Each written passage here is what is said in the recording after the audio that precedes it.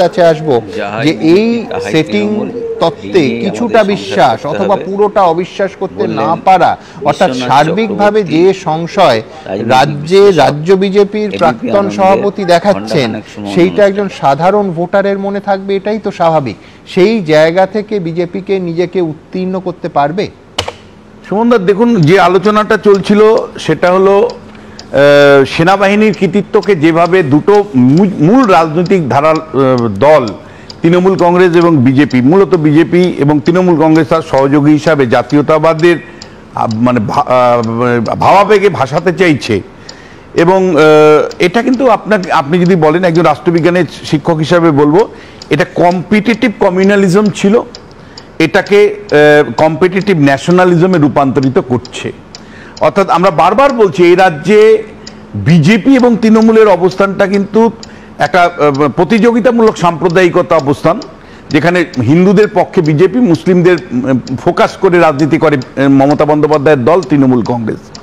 আর এখন যেটা আমি দেখতে পাচ্ছি সেটা হলো এই কম্পিটিটিভ কমিউনালিজমটাকে কম্পিটিটিভ ন্যাশনালিজমে আনার চেষ্টা করছে। তাতে দুটো দলেরই কিন্তু উইন উইন সিচুয়েশন হয়।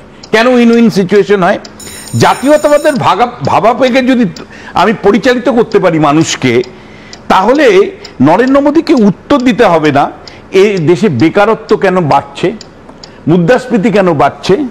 নরেন্দ্র মোদীকে উত্তর দিতে হবে না যে 1,86,000 মানে সেনাবাহিনীতে শূন্য পদ কেন। নরেন্দ্র মোদীকে উত্তর দিতে হবে না যে 4 পেহেলগাঁওয়ের 4 যারা আক্রমণ করেছিল তাদেরকে কেন ধরতে পারেনি সরকার। নরেন্দ্র মোদীকে উত্তর দিতে হবে না যে কেন রেলে 20% পদ শূন্য, পোস্ট অফিসে কেন 30% পদ শূন্য। এগুলো কোনো উত্তর দিতে হবে না। উল্টো দিকে যদি জাতীয়তাবাদের ভাবাবেগে 26-এর বিধানসভা নির্বাচন পরিচালনা করা যায়, মমতা বন্দ্যোপাধ্যায়কে উত্তর দিতে হবে না যে কেন মানে দিনের পর দিন দুর্নীতি প্রাতিষ্ঠানিক রূপ নিয়েছে, স্কুল কলেজগুলো কেন বন্ধ, কেন শিক্ষকদের মানে দুর্নীতি হয়েছে, কেন মানে মুর্শিদাবাদের মতন জায়গাতে স্বাধীনতার পরে হিন্দুদেরকে অন্য জায়গায় আশ্রয় নিতে হয়েছে দাঙ্গার ফলে, এবং পুলিশের ভূমিকা কি ছিল, কারোই কোনো উত্তর দিতে হবে না। শুধু জাতীয়তাবাদের তিরঙ্গা পতাকা তোলো আর নির্বাচনে জয়ী হও। কিন্তু এটা হলো উইন উইন সিচুয়েশনে কিন্তু তৃণমূল এবং বিজেপির অবস্থা।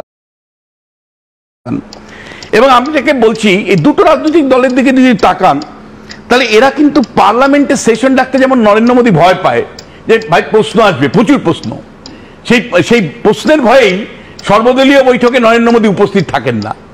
সেই কারণে বিহারের নির্বাচনের প্রচারে থাকতে পারেন, কিন্তু সর্বদলীয় বৈঠক ডেকেও তিনি থাকতে পারেন না, কারণ তার সামনে অনেক প্রশ্ন আসবে।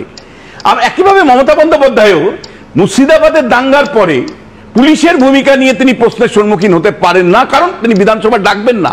অথচ যিনি বিধানসভা ডাকছেন না তিনি কিন্তু আবার আঙুল তুলে বলছেন, হে নরেন্দ্র মোদী, তুমি কেন পার্লামেন্ট ডাকছো না? আবার তার নরেন্দ্র মোদীর দল আবার বলছে যে মুর্শিদাবাদের দাঙ্গার পরে কেন মমতা বন্দ্যোপাধ্যায় বিধানসভা ডাকছে না। এই যে কম্পিটিটিভ অবস্থানটা, এই অবস্থানটা কিন্তু কনফিউজিং।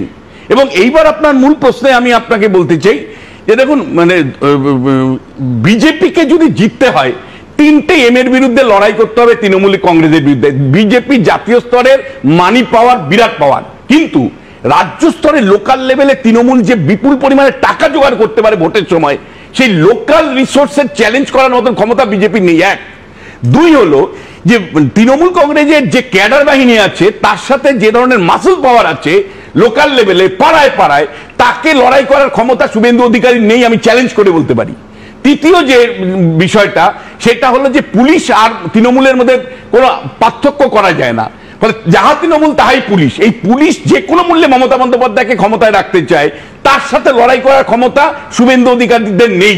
ফলে এই 3টে মানে বিষয়কে বাদ দিয়ে মানি পাওয়ার, মাসুল পাওয়ার আর মিসইউজ অফ গভর্নমেন্ট মেশিনারি, তাকে লড়াই মানে তাকে হারানোর ক্ষমতা নরেন্দ্র মোদীর নেই। এবং নরেন্দ্র মোদীর রাজনৈতিক ইচ্ছা কি আছে?